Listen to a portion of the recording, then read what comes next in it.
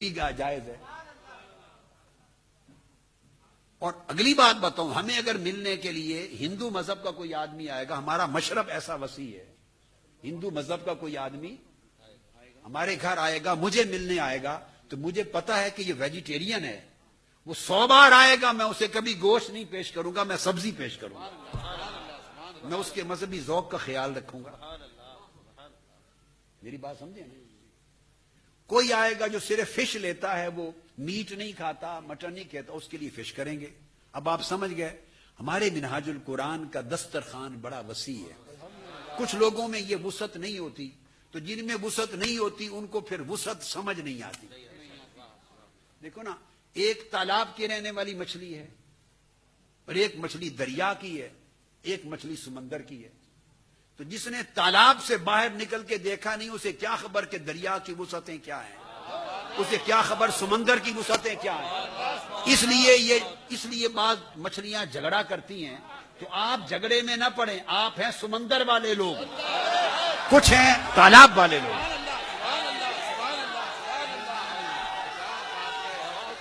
نعرہ رسالت، مجدد رواس حدیث۔ سنیں، اس لیے آپ پر جھگڑا کرنا حرام ہے، بین ہے۔ منہاج القرآن سے وابستہ کسی سے جھگڑا نہیں کر سکتا۔ ہم جھگڑے مٹانے والے ہیں، جھگڑے کرانے والے نہیں، ہم جوڑنے والے ہیں، توڑنے والے نہیں۔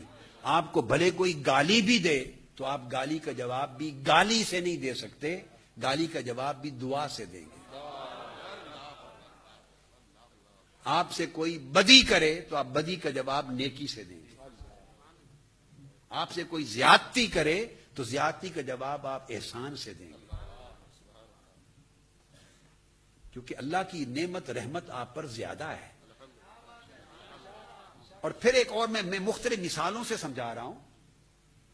دیکھو نا، مثال کے طور پہ کوئی ایک شخص ہے، یہ ایک شخص ہے، میں ان کی بات نہیں کر رہا، میں ایسے مثال دے رہا ہوں، یہ نہ کہیں بھئی یہ ان کی بات ہے، یہ مثال دے رہا ہوں۔ ان کی ایک دکان ہے گوشت کی، چکن کی، مچھلی کی، جو بھی۔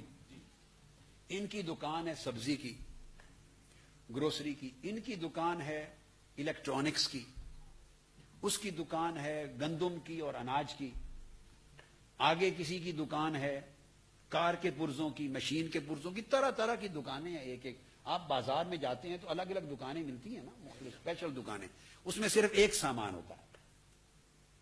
اب گاہکوں کو مشکل ہوتی ہے، اس لیے کہ اگر اس نے گھر کی پوری گروسری سب کچھ لینا ہے تو اس کو سب کچھ ایک دکان سے نہیں ملے گا۔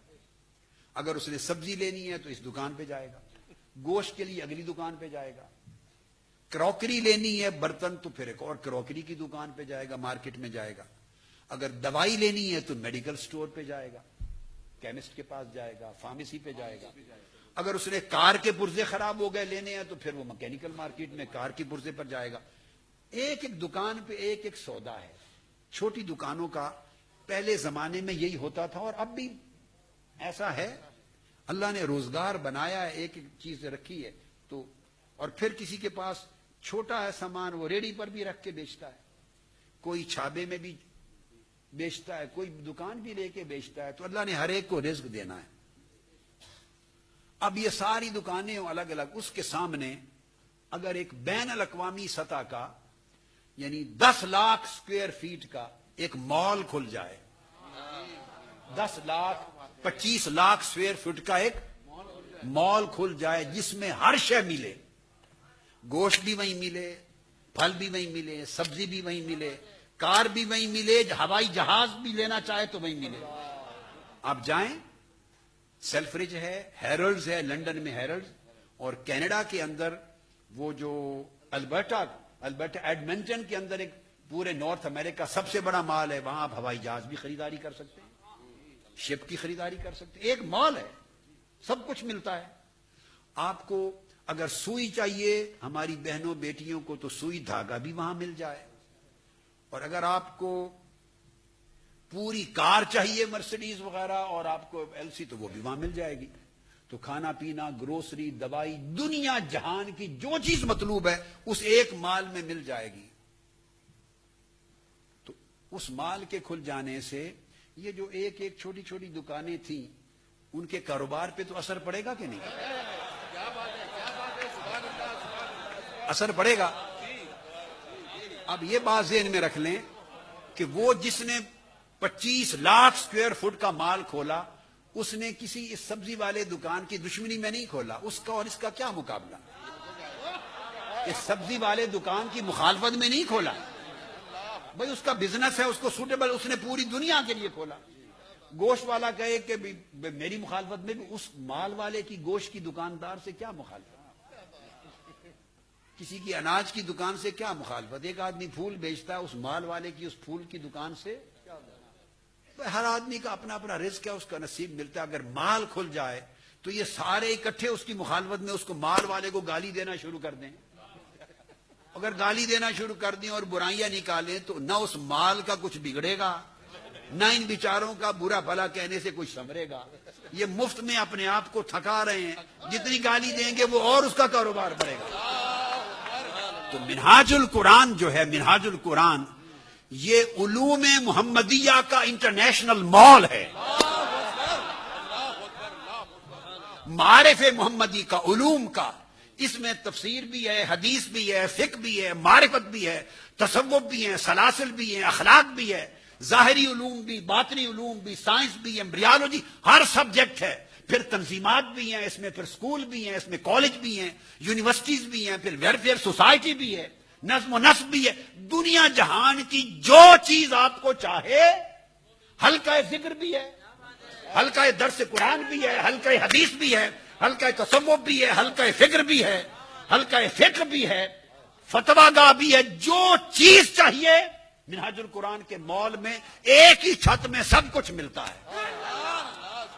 اب جب سب کچھ ملتا ہے ایک ہی مال میں، یہاں کسی کو خواجہ اجمیر کا فیض چاہیے وہ بھی منہاج القرآن میں ملتا ہے. شاہ نقشبند کا فیض چاہیے منہاج القرآن میں ہے. سرکار غوث العظم کا فیض چاہیے منہاج القرآن میں ہے. امام شاذلی کا فیض چاہیے، کوئی امام مالک سے تعارف چاہے منہاج القرآن میں ہے، کوئی امام شافعی کا فیض چاہے منہاج القرآن میں، امام احمد بن حنبل کا یہاں، اور خود امام اعظم کے جھنڈے کے نیچے ہیں ہم. تو یہاں چونکہ سارے فیوزات ہیں، علوم ہیں، معارف ہیں، جدید اور قدیم کا امتزاج ہے، اور پھر اس سے بڑھ کر پورے عالم انسانیت کے لیے پیغام امن ہے.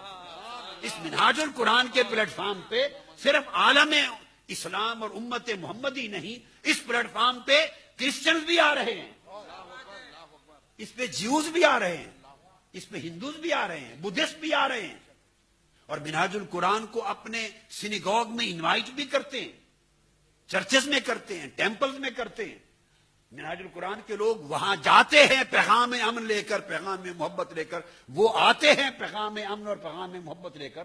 تو منہاج القرآن ایک دنیا ہے، ایک کائنات ہے. تو اس لیے اگر چھوٹا چھوٹا دکان اور کھوکھے یا ریڑی اور دکانیں رکھنے والے یوں ہی بلا وجہ پریشان ہو کے برا بھلا کہیں تو آپ اللہ کا شکر ادا کریں، آپ کو اجازت نہیں کسی کی گالی کا جواب دینے کی. ان کے رزق کا معاملہ ہے، کاروبار کا معاملہ.